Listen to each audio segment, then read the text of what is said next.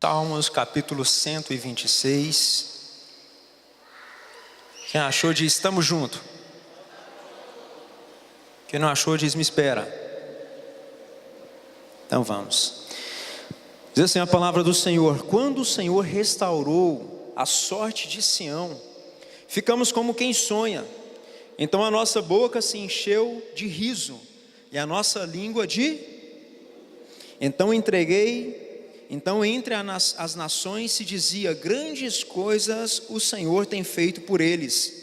Com efeito, grandes coisas fez o Senhor por nós, por isso estamos alegres.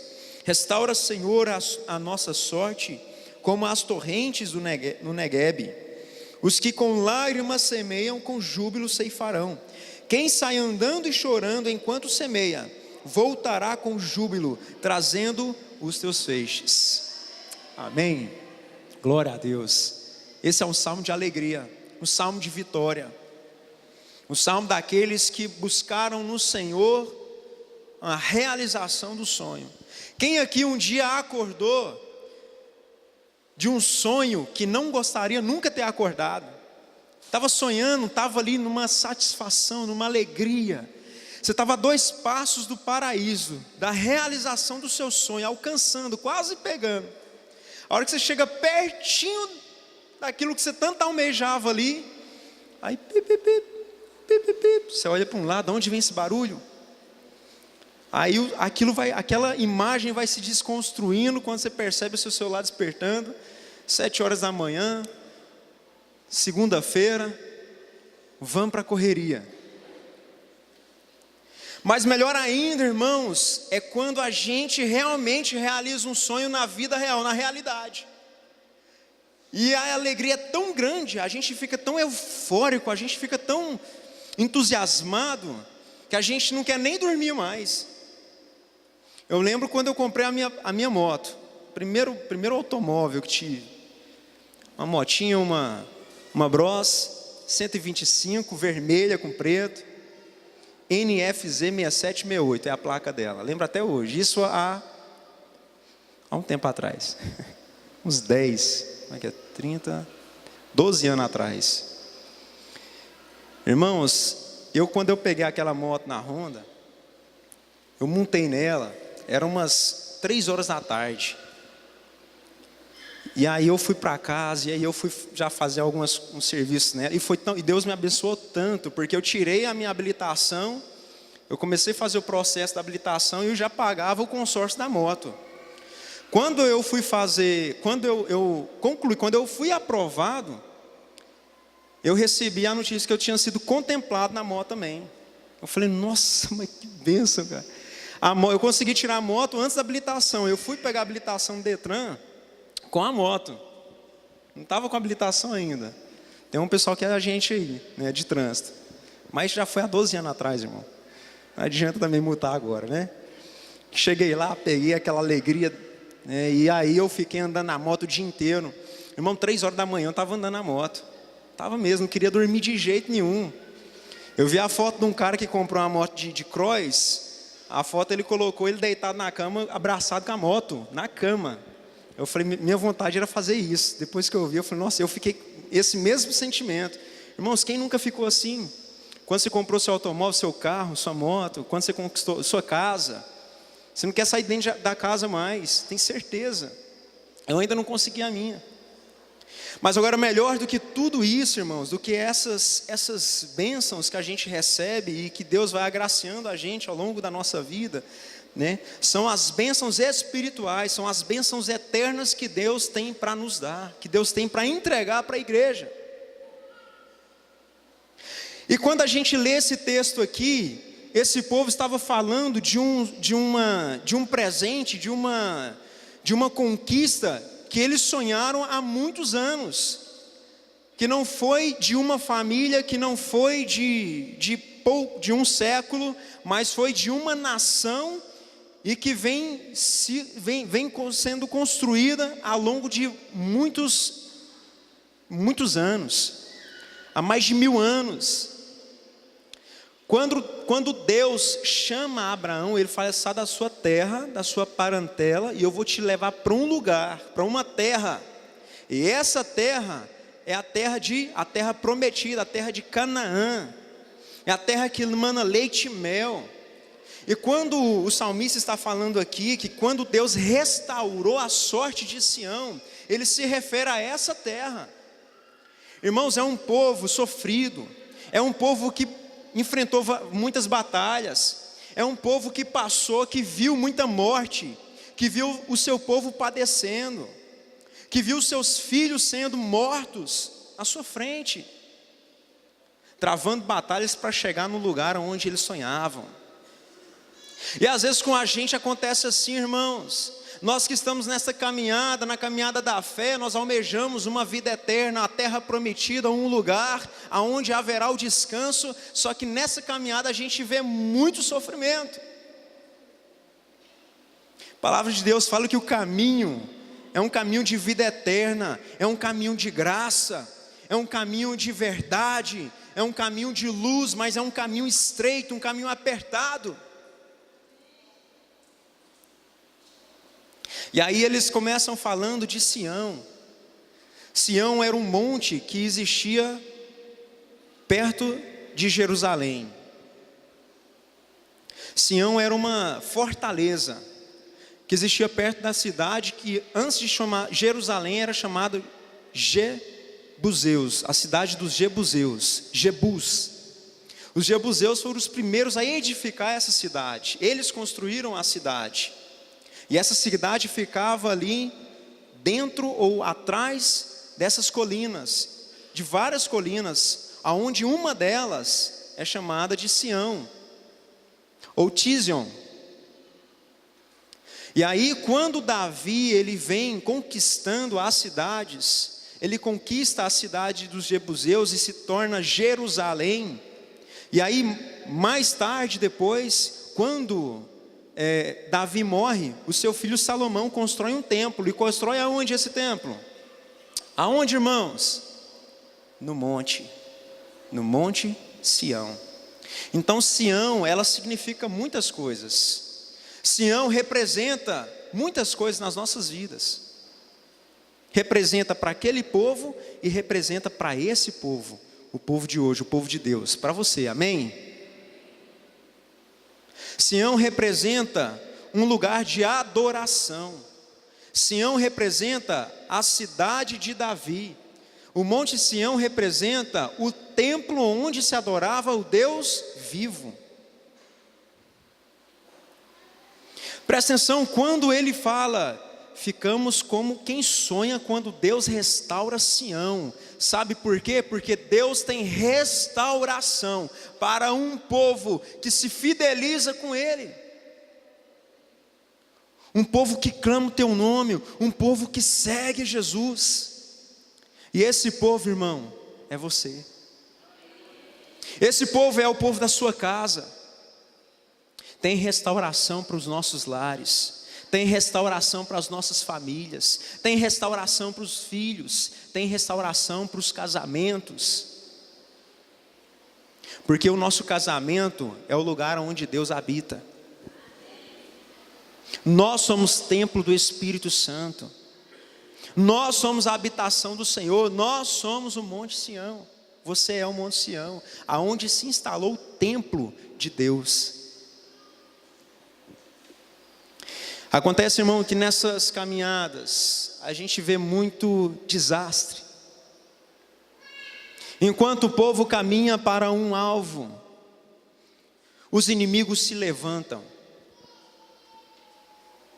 O que tem se levantado contra a sua vida ultimamente?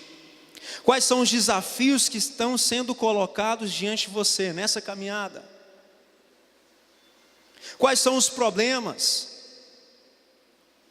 Quais são as enfermidades? Quais são as suas derrotas? Olha comigo aqui no Salmo 137, só virar a folha. Fala da mesma coisa, só que numa situação diferente. Olha só, às margens dos rios da Babilônia, nós nos assentávamos e chorávamos, lembrando-nos de Sião, nos salgueiros que lá havia pendurávamos as nossas harpas. Pois aqueles que nos levavam cativos nos pediam canções, e os nossos opressores fôssemos alegres, dizendo: entoai-nos um cântico de Sião. Como, porém, haveríamos de entoar um cântico do Senhor em terra estranha? Se eu de ti me esquecer, ó Jerusalém, que se resseque a minha mão direita. Apegue-se-me a língua ao paladar, se me não lembrar de ti. Se não preferir eu, Jerusalém, a minha maior alegria. Contra os filhos de Edom, lembra-te, Senhor, do dia de Jerusalém, pois diziam: arrasai, arrasai até os fundamentos. Então ele está falando de um tempo em que eles estavam cativos. Um povo, irmãos, que viveu tantas emoções. Um povo que atravessa o Mar Vermelho, um povo que vê o maná de Deus, um povo que é coberto sobre uma plataforma de fogo em cima para poder ser coberto durante a noite e não morrer de frio. Um povo que caminhava pelo deserto e as roupas cresciam nos corpos. E esse povo passa por tudo isso, e quando eles chegam na sua cidade, eles se alegram, mas depois eles se tornam cativos de novo.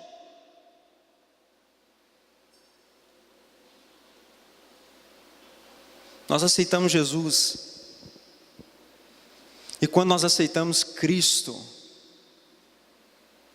parece que aquele peso, parece que aquele sofrimento que estava sobre nós é tirado. O momento que a gente levanta a mão e fala: Senhor, eis-me aqui, eu estou aqui, eu quero viver esse novo caminho, eu quero viver essa nova vida. Parece que Deus tira um peso e a gente se renova, nós somos outra pessoa. Mas a caminhada, ela vai nos levando para lugares ermos. E às vezes a gente se esquece daquele que um dia a gente estendeu a mão e falou: ei, eu estou aqui, Jesus. Não é Ele que se esqueceu de nós. O povo, ele começa a entrar em sofrimento porque ele abandona Deus, porque eles se afastam de Deus. E aí eles se tornam cativos novamente, eles se tornam escravos outra vez. Um povo que foi para viver, que foi feito para viver na liberdade, irmãos. O projeto de Deus para a sua criação era viver livre, era ser livre. E toda a história a gente vê em torno disso. Deus libertando o povo e o povo voltando com os seus próprios pés para o cativeiro. Quem já leu o livro de Juízes todinho, dá até agonia. A gente vê Deus derramando a graça dele sobre os hebreus, sobre os judeus. E aí quando aquele juiz morre, e a Bíblia fala: e eles se esqueceram outra vez do Senhor, e voltaram a adorar os deuses tal, os deuses fulano não sei do que. Eles voltaram, eles se esqueceram. Irmãos, aonde que na nossa caminhada nós esquecemos do Senhor, aonde que na nossa caminhada nós nos desapegamos dEle, aonde que na nossa caminhada nós deixamos de fazer aquilo que nós fazemos no primeiro amor. Mas eu tenho uma boa notícia para você. Dá um sorriso assim, ó. Todo mundo, sorriso. Sorriso amarelo não, sorrisão. Eu tenho uma boa notícia para você. Deus tem restauração. Deus tem um tempo novo. Deus tem um tempo de alegria. É tempo de cantar. É tempo de cantar. Amém? A palavra de Deus fala que nesse momento aqui, que quando eles veem a restauração, eles jubilam, eles louvam, eles glorificam. Olha só, quando o Senhor restaurou a sorte de Sião, ficamos como quem sonha. Então a nossa boca se encheu de riso, a nossa língua de júbilo. Deus vai trazer restauração. Não haverá espaço na sua boca para você dar sorriso. Não haverá espaço nos seus lábios para você jubilar. Não haverá expressão, não haverá palavras. Amém? Então entre as nações te diziam: grandes coisas o Senhor tem feito por eles. Tá, irmãos, então a gente precisa aprender alguns passos importantes para que essa restauração se estabeleça, para que o reino de Deus se estabeleça na nossa vida, para que essa alegria seja efetivada na nossa família. Ele fala assim: restaura, Senhor, a nossa sorte. Olha só, lá em cima ele fala, quando o Senhor restaurou. Aqui embaixo ele está falando, Senhor, restaura. Ele já está sonhando, ele já está visualizando. Mas aqui embaixo ele está falando, Senhor, restaura a nossa sorte, como as torrentes de Neguebe. Neguebe é um lugar deserto. Um dia você procura lá no YouTube e coloca lá, deserto de Neguebe, ou torrentes de Neguebe. O pessoal está filmando lá e tem só um trieiro, só poeira, só um vale. E aí de repente o céu começa a se fechar. E aí você começa a ouvir pelo vídeo sons de trovão. Vai chover. Irmãos, a chuva começa a cair longe.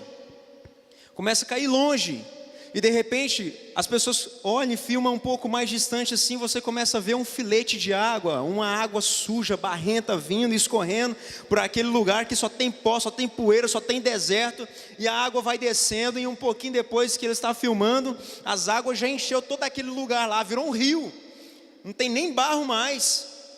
É isso que Deus vai fazer na sua vida. Um lugar que parecia só de poeira, um lugar que parecia só de solidão, um lugar que parecia só de sofrimento. Não tem mais solução, não tem mais conserto, não tem mais. Irmãos, não existe cura. Isso é mentira, existe. Amém? Deus quer curar você. Deus vai curar você, amém? Receba essa palavra. As águas, a chuva das águas vai descer sobre as nossas vidas, vai descer sobre esta igreja. Ele vai restaurar a sorte como as torrentes de Neguebe. E os que com lágrimas semeiam, com júbilo ceifarão. E aqui é o ponto-chave. Versículo 6, ele fala, quem sai andando e chorando enquanto semeia. Então vamos nos ligar aqui a alguns princípios que eu quero trazer para a igreja nessa noite. Enquanto andam, quem sai andando, você não pode parar. Está difícil, pastor, mas não para. Está tudo contra mim, mas não para. Continua andando, continua marchando, continua rompendo, porque isso é fé. E a fé agrada o coração de Deus, amém? A fé move o coração de Deus, amém? A fé move os céus. A palavra de Deus fala, o que nós ligamos na terra, nós ligamos também no céu. O que liga na terra se manifesta no céu. O que se faz na terra move todo o céu. Então não pare, continue caminhando. Continua crendo. Continue buscando. Continua vindo à igreja, continua orando na sua casa, continue lendo a palavra de Deus, não desacredite nela. Eu sei que às vezes você para, você abre a Bíblia, você começa a ler, fala, mas parece que isso não está falando mais comigo, parece que não está tendo mais efeito, parece que eu não estou sentindo mais nada. Continua lendo, irmão. A palavra de Deus, ela é viva e eficaz.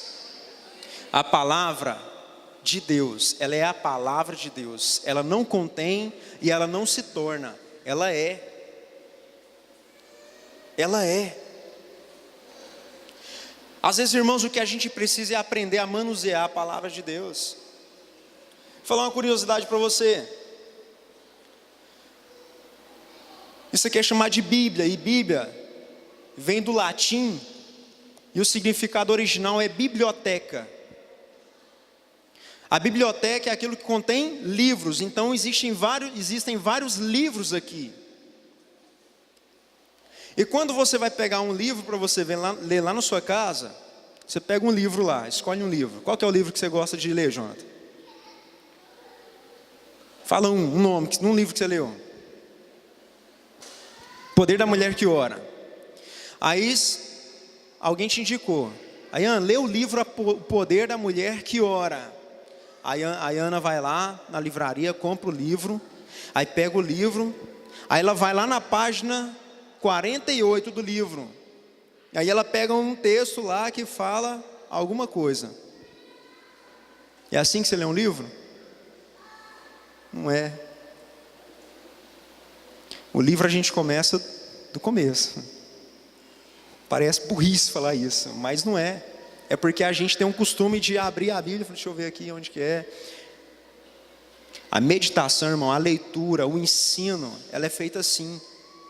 Pega o início do livro e leia ele até o final. Você vai pegar um livro, você vai ler você vai ler a introdução, o prefácio, ver o que o autor escreveu, para quem que ele, a quem ele direcionou, a quem ele está homenageando ali naquele livro. E aí tem tudo, nesse livro aqui também, irmãos, aqui também tem isso. É o mesmo método. É porque eu falo isso, porque eu vejo muita gente lendo assim. Às vezes abre no Salmo só 132 ali, lê o Salmo 132, tá bom. Aí amanhã, quando ele for ler, ele não vai para o Salmo 133. Ele vai lá para o Cantares. E aí depois da manhã, ele já nem está no Cantares mais, ele está lá em Coríntios, nas cartas do apóstolo Paulo. Aí é uma bagunça, irmãos. Aí você passa o ano inteiro lendo uma parte, uma outra, e você não entendeu nada.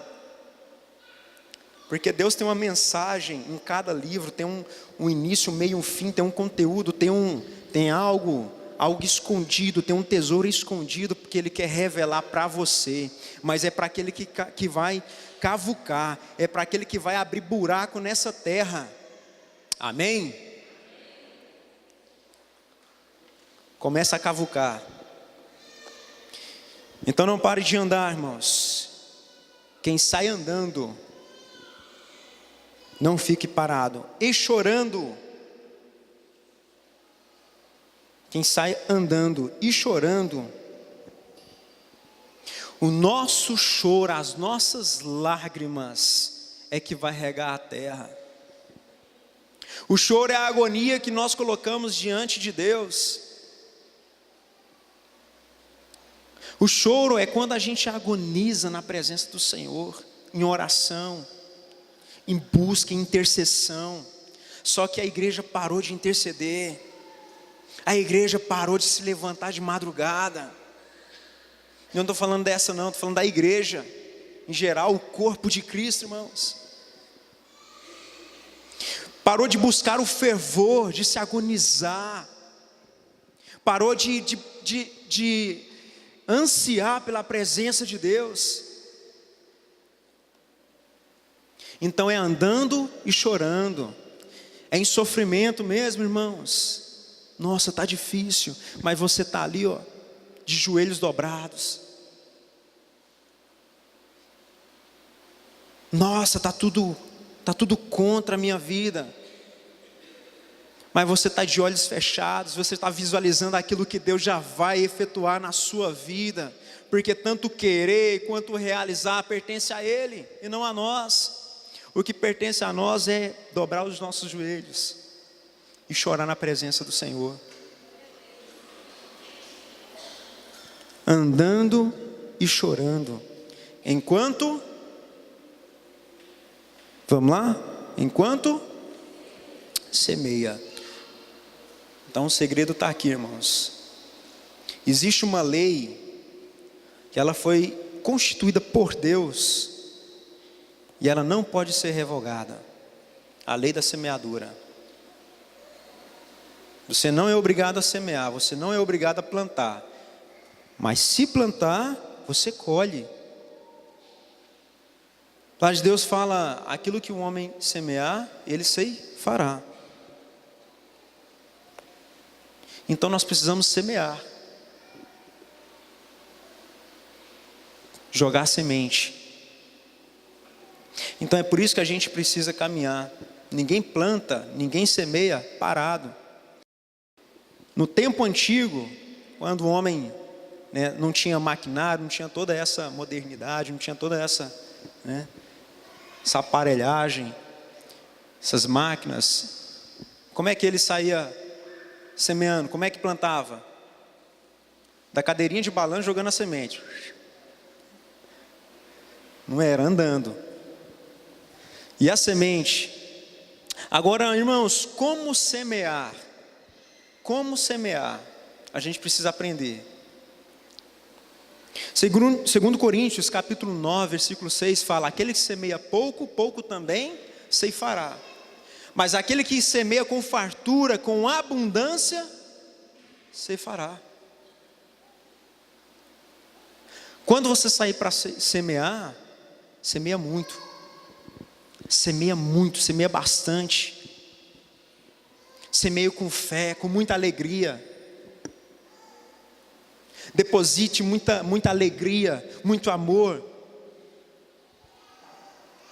O que semear? Jeremias capítulo 4, versículo 3. Abra a sua Bíblia aí, Jeremias capítulo 4. A palavra de Deus diz assim: porque assim diz o Senhor aos homens de Judá e Jerusalém: lavrai para vós outros campo. Como é que tem que estar o campo, irmãos? Novo, e não semeeis entre espinhos. No versículo 4, ele fala: circuncidai-vos para o Senhor, circuncidai o vosso coração, ó homens de Judá, moradores de Jerusalém, para que o meu furor não saia como fogo e arda, e não haja quem o apegue por causa da malícia das vossas obras. Então, lá no Novo Testamento, lá em Mateus, a Bíblia fala de um homem que saiu a semear, e uma das sementes dele cai entre os espinhos.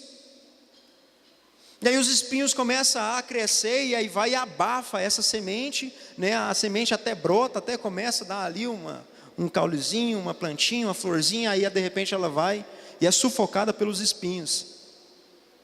Quando Jesus vai explicar essa parábola, ele fala que os espinhos é a malícia do mundo, os espinhos é aquilo que o mundo, que atrai os nossos olhos. Então nós devemos semear, irmãos, num campo novo. E o campo novo é um novo coração, é uma nova visão, é um novo entendimento. É um entendimento estabelecido pelo Senhor. Uma visão que a gente busca em Deus. Visão de novas coisas. Às vezes a gente quer semear, a gente quer plantar, a gente quer lançar uma semente, ainda no nosso coração, um coração que ainda está cheio de mágoa, num coração que ainda está cheio de doença emocional, num coração que ainda está cheio de feridas, um coração que ainda está cheio de sujeiras, cheio de impurezas. Isso é campo velho, irmãos, isso é um campo que já não presta mais.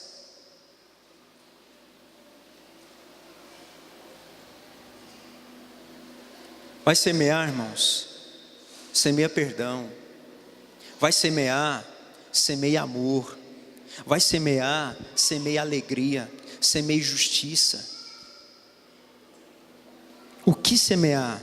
Provérbios 6:19. Deus se aborrece e abomina o que semeia contenda entre irmãos. Presta atenção. A palavra de Deus lá em Provérbios fala assim que Deus se aborrece de 6 coisas, mas a 7ª Ele abomina. Ele abomina. Vamos abrir lá para a gente ver? Provérbios, está facinho aí. Provérbios 6,16. 6 coisas o Senhor aborrece, e a 7ª a sua alma abomina: olhos altivos, que é soberba, língua mentirosa, mãos que derramam sangue inocente. Olha só, Deus se aborrece de mãos que derramam sangue inocente. Ele se aborrece 18, coração que trama projetos iníquos, projetos maliciosos, projetos maldosos, pés que se apressam a correr para o mal, testemunhas falsas que proferem mentiras, e o que semeia contenda entre irmãos. Ou seja, o sétimo é o que semeia contenda entre irmãos. Deus se aborrece daquele que derrama sangue inocente, mas Ele abomina aquele que comete contenda, aquele que planta indignação no coração de alguém por outro, aquele que planta aborrecimento no coração de alguém por outro, aquele que planta contenda, aquele que planta desafios, aquele que planta intrigas. E a gente vê muito isso acontecendo. Porque o fulano é assim mesmo, irmão. Às vezes a pessoa chega na igreja, e quando chega na igreja é tudo muito lindo, irmãos. Aquele primeiro amor, aquela paixão. E ela enxerga todo mundo assim: nossa, o irmão tal, nossa, mas o irmão é bênção demais, cara. O irmão é gente boa demais e tal. Aí chega outro e fala: porque você não comeu 1 quilo de sal com ele. Fala: mas como assim? Fala: você não conhece essa pessoa, você não conhece esse irmão. Irmãos, todo mundo tem defeito, todo mundo erra, todo mundo pisa no calo um do outro, todo mundo. E não adianta a gente falar de outro, irmãos. A gente erra igualzinho, do mesmo jeito. É questão de tempo. Às vezes aquele que é um pouquinho mais humilde, ele consegue até enxergar, fala: nossa, fiz a mesma coisa. Não plante contenda no coração de ninguém. Não semeie isso. Quem semeia é abominado por Deus. Quem semeia vento, colhe contendas. Engraçado. A palavra de Deus aqui em Oséias 8 fala: porque quem semeia ventos e cegarão tormentas. Quem planta vento, Salomão ele fala o seguinte, ele falou: olha, não corra atrás de vento. E antes de falar disso ele fala: vaidade, vaidade, tudo é vaidade. Vaidade é vento, não existe. Vaidade é tudo aquilo que é inútil, é fútil e sem valor. Então não semeie, irmãos, em cima daquilo que não vai te trazer nada, que não vai te trazer felicidade, aquilo que não edifica a sua vida, aquilo que realmente não fortalece a sua fé, aquilo que realmente não fortalece a sua alegria. Estava conversando com um amigo meu, falando sobre carros, e aí ele morou nos Estados Unidos um tempo, e ele falando lá como é barato os carros lá e tal, que com pouco dinheiro, com pouco dólares, ele compra um carro que aqui é considerado um carro de luxo. Um Corolla, carro bom, um Honda Civic, lá ele compra por 5, 6 mil dólares. E eu falando, existe lugares alguns países que o carro, ele é um meio para você chegar e alcançar a sua felicidade, para você conquistar as coisas. Em outros lugares, o carro é o fim. A gente passa a vida inteira trabalhando e dando suor e tal, para comprar um carro, para comprar uma casa, para ter dinheiro.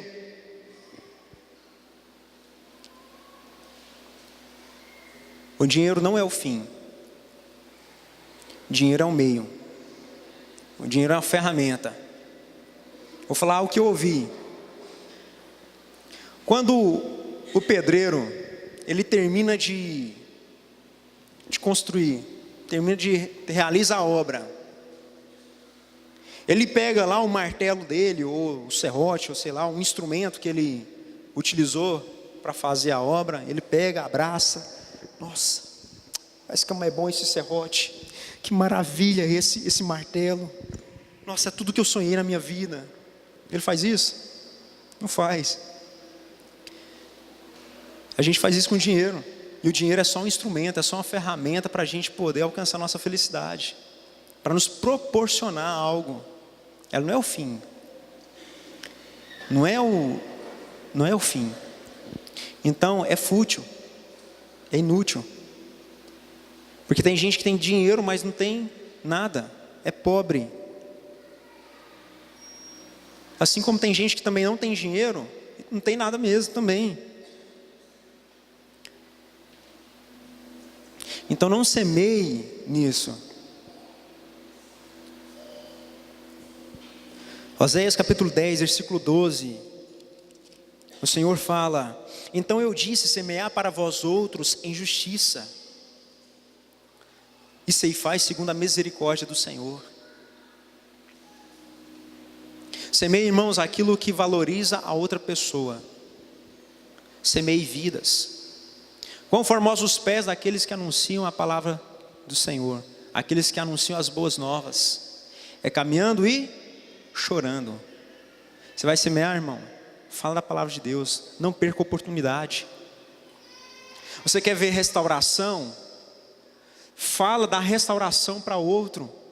Você quer ver a alegria? Leve a alegria para outro. Você quer abundância de paz, de amor? Seja o canal. Porque se você falar, se você for, tem que passar primeiro pela sua vida, para depois alcançar outra vida. Todo lugar é um campo onde nós podemos lançar a nossa semente. Todo lugar. A partir do momento que você saiu da sua cama, irmãos, já começa. Você está na rua, lança uma semente. Você está no trânsito, lança uma semente. Você está no seu trabalho, lança uma semente. Na escola, na faculdade, voltou para casa, lança sementes. Esses dias eu estava aqui na esquina sentado aqui, esperando a Camila vir me buscar. E aí eu sentei ali na sombra, debaixo de uma árvore. Enquanto isso eu estava mandando algumas informações pelo WhatsApp. E aí de repente eu assustei, porque tinha um cara sentado bem atrás de mim assim. Eu falei, ixi, que é isso? E aí, esse cara, não moço, eu queria te pedir um dinheiro aí, só para mim comprar um negócio ali e tal, para comer e tal. Eu não uso droga não, eu bebo um pouquinho. O olho do cara estava trincando. Aí eu falei assim, você quer comer o quê? Ele falou, não, eu vou comer um salgadinho ali, alguma coisa, só porque eu estou com fome mesmo. E aí eu, não, chega aqui, vamos conversar então. Aí eu peguei, tirei R$5. Ele falou, não, R$4 dá. O salgado ali é 2, eu compro uns 2 salgados, eu compro um refrigerante e tal. Eu falei, não, eu vou te dar os 5. Aí eu falei, mas você já ouviu falar de Jesus? Aí eu falei, Jesus é bom, Jesus é legal. Eu falei, irmão, Jesus tem um projeto na sua vida. Jesus tem coisas grandiosas para você. Jesus tem alegria. Deus tem paz para trazer sobre o seu coração. Ele falou, eu saí de casa, estou procurando alguma coisa para fazer, vim aqui, terminei um meu emprego, estou na rua, estou precisando de voltar, minha família vai vir me buscar aí na rodoviária, de hoje para amanhã. Eu falei, então leva essa palavra. Mas antes de você ir, vem no culto. Nem sei se ele está aqui. Se ele estiver aqui, dá um sinal, ou me procura no final do culto. Nem sei se esse rapaz está aqui, que foi essa semana agora. Eu falei, vai no culto, a minha igreja é bem aqui, ó. Ele falou, você é da igreja? Eu falei, sou. E ele falou, não, então tá, eu não sei se vai dar para eu ir hoje, ou amanhã, que foi antes de vai dar para ir quinta-feira. Mas eu acho, às vezes no domingo. Mas eu falei de Jesus para ele, irmãos. É uma semente. É uma semente. Um dia, esse cara vai lembrar disso. Um dia, isso vai servir de alguma coisa. Um dia, quando ele estiver, às vezes na beira da morte, um dia quando ele não tiver mais nada, não tiver nem condições de pedir para ninguém, ele vai lembrar de Jesus. Porque a palavra de Deus fala que a palavra dele não volta vazia. E é simples, irmão. A gente não precisa saber uma homilética. A gente não precisa saber a hermenêutica, a arte de pregar, nem a interpretação correta, a gente não precisa saber sobre as teologias sistemáticas.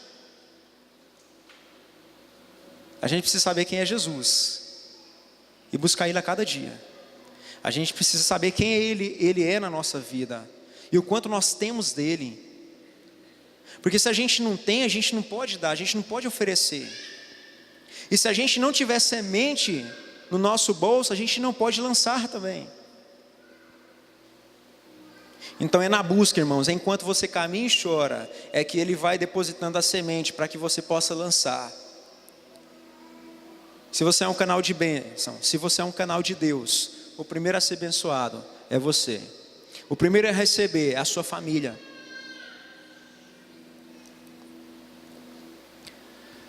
Esses dias nós saímos de uma festa que a gente fez para um irmão aqui da igreja,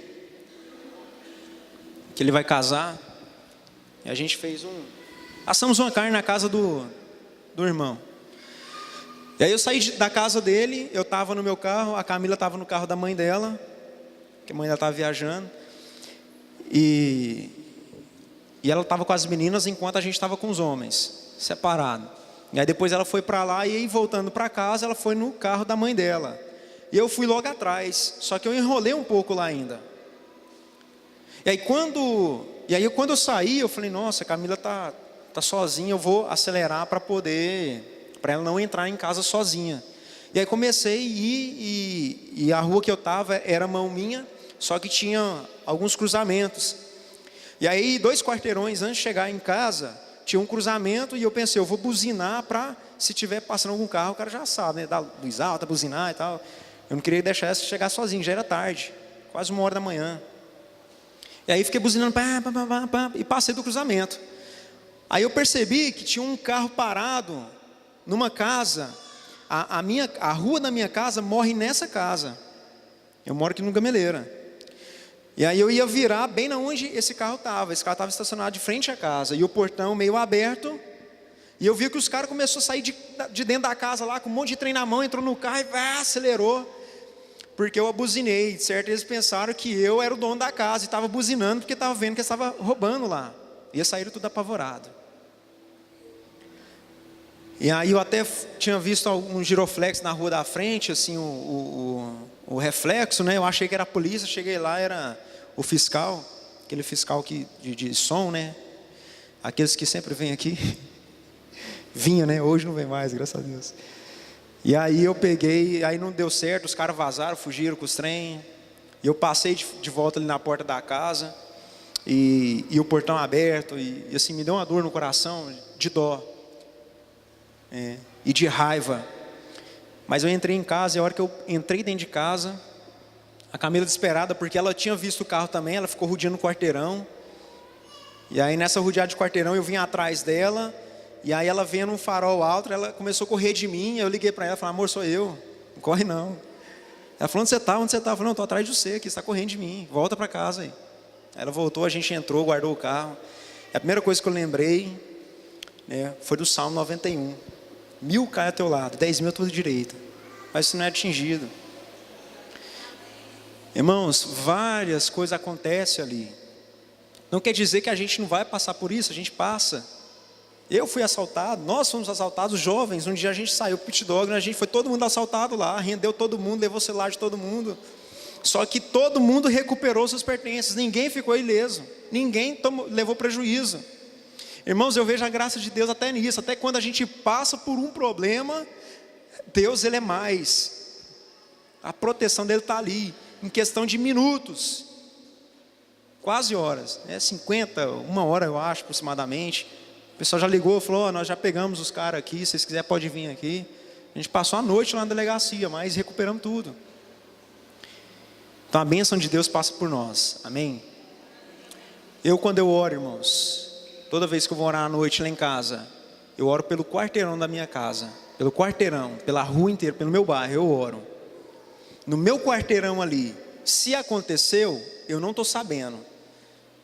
Mas no meu quarteirão, nunca teve assalto, nunca ninguém entrou na casa ali, eu não fiquei sabendo. No outro quarteirão de cima aconteceu, no quarteirão da frente aconteceu, mas sempre quando eu oro, eu falo: Senhor, acampa os teus anjos no quarteirão, em torno desse quarteirão tudo, guardando todas as famílias, todos os casais, todos os filhos, os pais, todo mundo. E Deus tem honrado, eu tenho visto Deus honrar. Então eu me alegro nisso, irmãos, porque é tempo de se alegrar, é tempo de cantar, é tempo de um novo coração, é tempo de uma nova vida.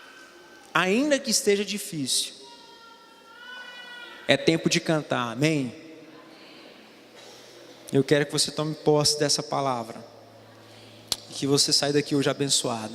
Feche seus olhos e vou orar com você mais uma vez.